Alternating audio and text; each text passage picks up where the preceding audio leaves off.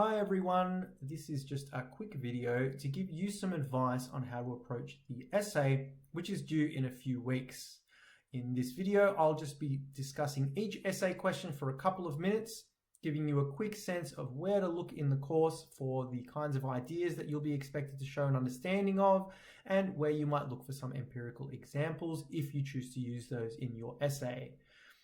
In general, this is a straightforward social science style essay of the kind that you'll have done previously in other courses. It's a classic essay in which you are expected to formulate an argument and to have some of your own independent research and to put some of your own interpretations of the course material to work in explaining the implications of the different sources that you draw upon. There are 3 questions that you can choose from. These are listed in the course guide. All the information about the essay, weightings, length, and submission is in the course outline, so go and have a look. And without further ado, let's get into it.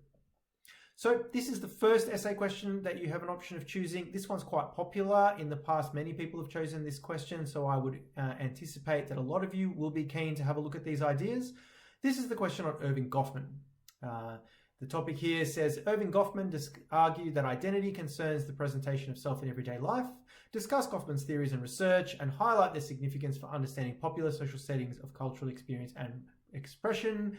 Students should not forget to assess the strengths and weaknesses, if any, of his theories. So, this is about Goffman. We talked about Goffman in week 2 when we looked at symbolic interactionism and identity in face-to-face interaction. Goffman is a really key thinker in this area. There are a series of slides on Goffman's work, and he is discussed in your reading, your compulsory reading for that week. Go back and have a look at that reading. It's a great schematic overview of symbolic interactionism in general, and it does discuss Goffman in some really good depth that will give you some initial things to think about when thinking about what to put in your essay. The next thing that you can go and do in order to find some sources for this essay, you can, if you like, go and read the introduction to Goffman's book called The Presentation of the Self in Everyday Life. The Presentation of the Self in Everyday Life is a classic Goffman text. He wrote in a fairly accessible way, at least for a social theorist, and the introduction of the book gives you a real kind of engaging schematic overview of his whole ideas as he explores them in that book. So if you feel so inclined, you can go and check out Goffman in his own words. There is also an enormous amount of research that uses Goffman's work to look at a whole host of different things. Recently, there's been an explosion of interest in Goffman's work when looking at the presentation of the self online. So if you wanted, you could develop Goffman's ideas in some new directions in that context. You could look at the presentation of the self on the internet and the way that Goffman's work has influenced thinking in that area. However, that's not the only area that Goffman's work has influenced. He's very influential. People have been writing about Goffman for decades and decades. So you won't have any trouble finding empirical examples that use Goffman's work to do actual concrete research, if that's the direction you decide to take. Now, you can use some empirical examples to illustrate Goffman's ideas or not. It's up to you. It depends how you feel you can best explain Goffman's ideas. Keep in mind, this is not about particular examples. For example, it's not about the internet per se. It's about Goffman. So you want to show that you understand Goffman. With an essay like this, as with all essays, I would suggest that you open with an introductory paragraph that says something like, Goffman's significance for understanding popular social settings of cultural experience and expression can be seen in X, Y, and Z, where you have a statement of your argument.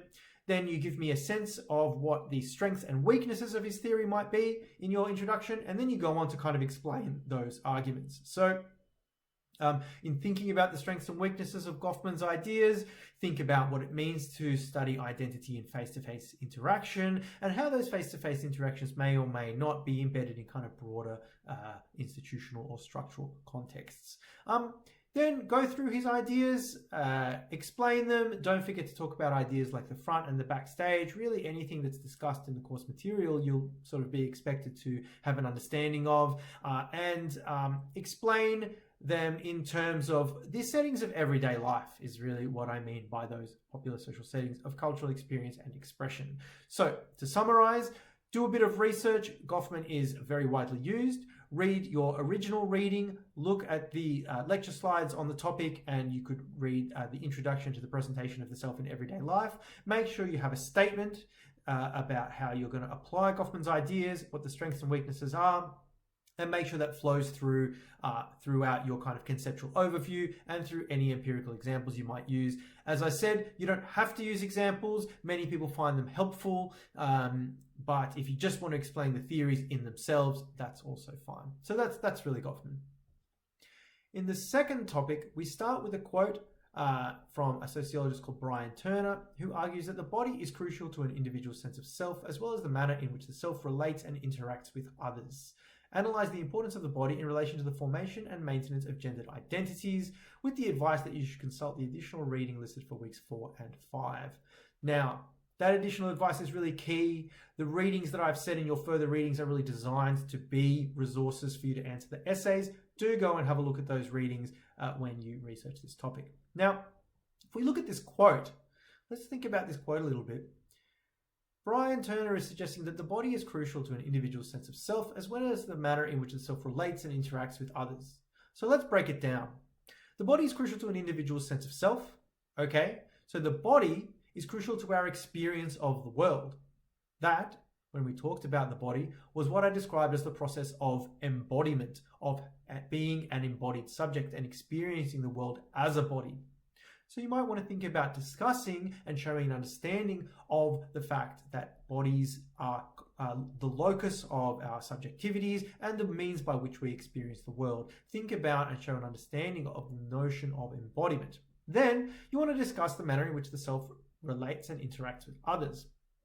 You could discuss the way that bodies are presented to others and read by others. You could discuss the body in a whole host of different interactive settings, or you could discuss the way that bodies are structured by broader power relationships like gendered ideals, and then the impact of these gendered ideals on people's sense of self and on the way that they relate to and interact with others. So break down the question, break it into bits, think about the different concepts from the course material that make sense for the different bits, and then again, like I said in topic 1, have an introductory paragraph which states what your argument is going to be. Your argument should be something like, Brian Turner says this, in this essay, I will analyze the body in relation to the formation and maintenance of gendered identities, focusing number 1 on the process of embodiment and number 2 on the way that the self relates to and interacts with others.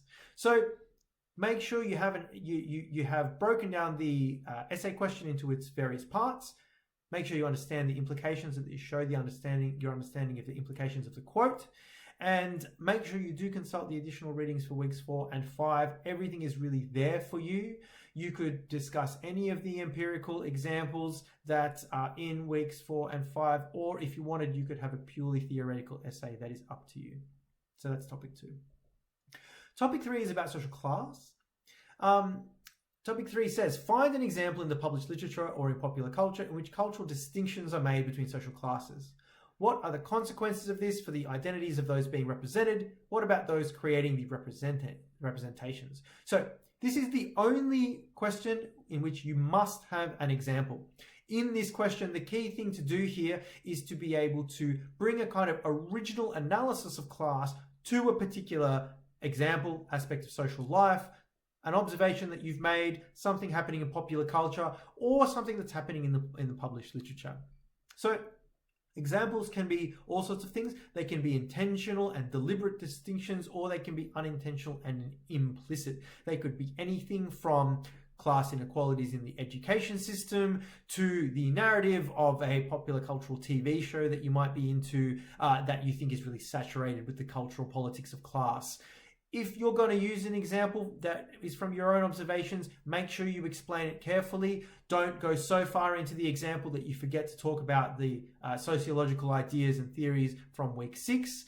Make sure you do look at the course material for week 6. Look at the compulsory reading. There's a huge number of references in the compulsory reading. It really is it really kind of sums up the state of the art in thinking about the cultural politics of class. Look at your further readings for that week. They are really a guide to doing this essay. You could If you did only those further readings, you would be able to write a very good essay. And then just think really carefully about the example that you're going to choose. Make it easy for yourself, right? Choose an example that, you know, is kind of really clear, and choose something that you are going to be able to have a lot to say about. Also, choose something that allows you to demonstrate your knowledge of the course material, right? Choose something that you can theorize, something that you can use Bourdieu to think about, or the work of Bev Skeggs or Steph Lawler or anyone else that's in the kind of further readings. Make it easy for yourself by choosing an example that really jumps out at you in terms of its conceptual significance. And finally, to all of you, get in touch with me if you have any questions. I'm here to help. I'm more than happy to answer questions about the essay. Send me an email. I will look at essay plans in a dot point form. I will not read full drafts because that's really just kind of me marking your essay twice. But I will read essay plans if you want me to look at them, and you can run your argument by me as well, and I'll let you know if it's working. So do reach out if you need any support. I look forward to reading your essays and see you all in the discussion forums for this week. Thank you.